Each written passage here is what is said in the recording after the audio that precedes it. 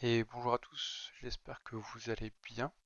Ça fait bien 3 4 semaines qu'on n'a plus fait de live ni de newsletter. Il y a beaucoup de choses qui se passent euh, pour nous en dehors de la crypto. Et je pense que c'était pas une mauvaise idée de se détacher un petit peu de la crypto ces dernières semaines, euh, sauf, sauf peut-être cette semaine.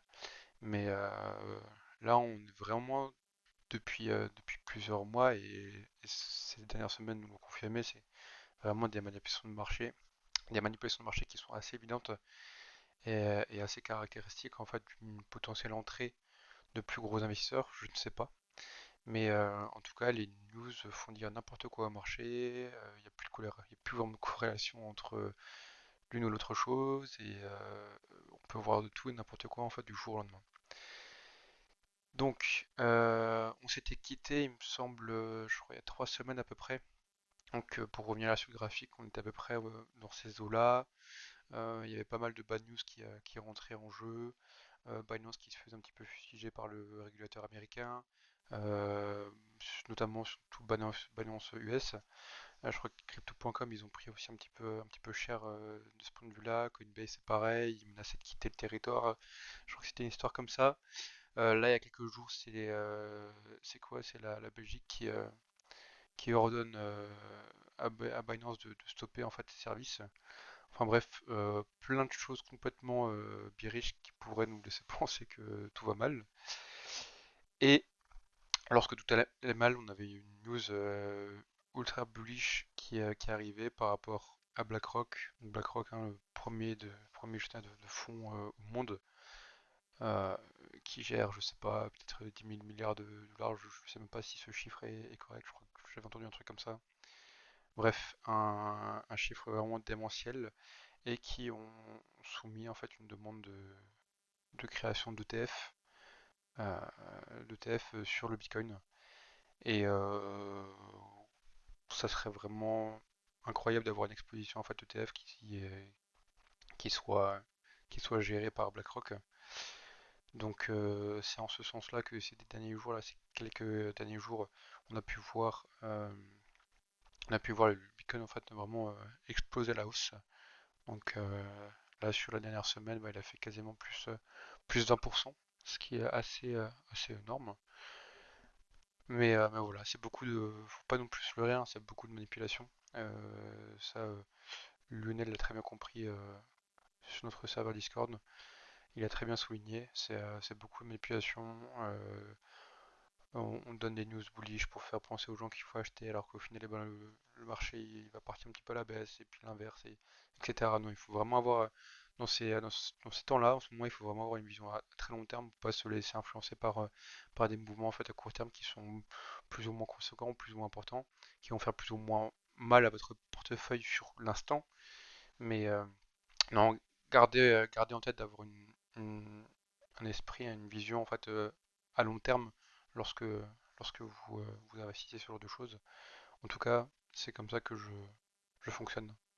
Donc ouais, le BTC là, il stabilise au-delà des 30 000, ce qui est plutôt une bonne chose. Euh, L'autre élément qui est super important en fait, c'est surtout par rapport à la dominance du Bitcoin. Celle-ci, on en discute, on en parle depuis longtemps.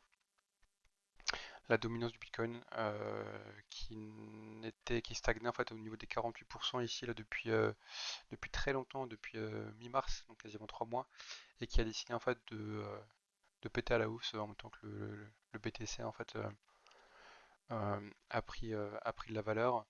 Euh, voilà, c'est pas complètement normal, c'est d'abord on envoie les liquidités en fait dans BTC et puis après ça va se diffuser dans l'écosystème. Donc ça peut encore grimper, ça peut encore un peu grimper, hein, évidemment. Euh, Plus ça va grimper, plus les liquidités vont se transférer ou aller dans le BTC et pas au niveau des altcoins. Donc, euh, donc c'est des choses, des éléments assez essentiels à comprendre en tant qu'investisseur long terme. On peut avoir des mouvements en fait de, de- de votre portefeuille qui peut être plus ou moins en fait influencé par cette dominance du BTC par rapport aux alts et précisément en fait savoir quand mettre un peu plus alléguer un peu plus une partie de votre portefeuille sur le BTC plutôt que sur les alts ou inversement, ou alors rester complètement stable lorsque c'est nécessaire. Donc voilà pour la BTCD. On va faire un petit tour au niveau des alts, ça fait un petit moment. Par rapport à Atom, un de nos chouchous, il avait pris une grosse volatilité euh, début juin, donc ça fait déjà 3 semaines. J'ai Honnêtement, j'ai dû ouvrir mes graphiques trading 2 fois en 3 semaines, donc j'ai même pas vu en fait la fluctuation. C'est un petit peu aussi l'avantage qu'on a une vision long terme, c'est que on n'est pas obligé de regarder tous les jours son portefeuille ou ses graphiques et de stresser plus ou moins par rapport à la variation du prix. À mon avis, j'ai dû regarder une fois ici et une fois là.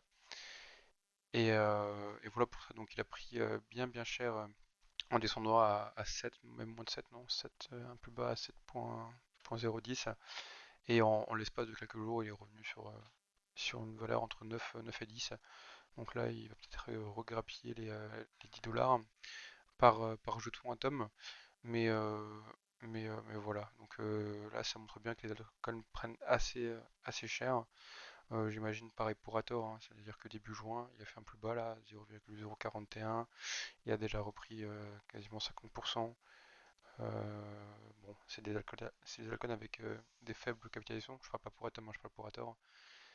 Pareil pour Injective. Non, quoique Injective a quand même bien tenu. On a fait un plus bas 5, mais bon, un plus bas, ça veut dire quoi? C'est quand on revoit en fait par rapport au début de l'année, on était à 1,2.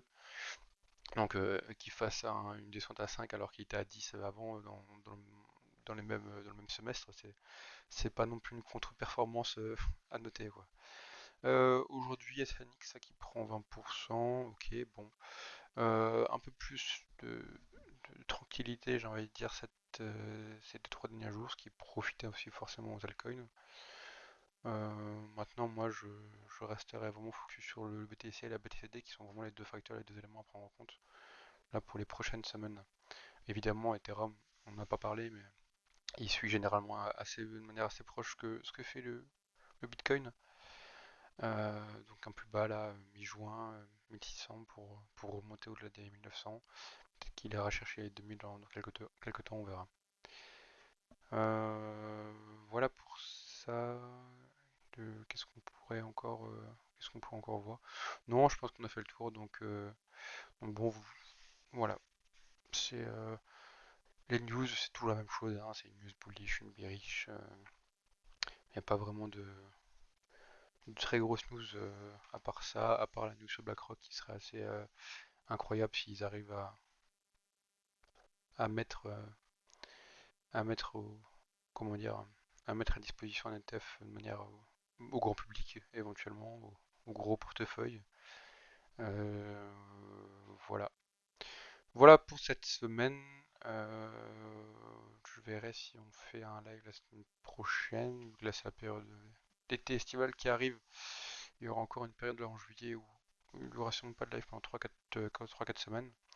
Bon, d'ici le prochain live, restez prudents sur les marchés et à bientôt.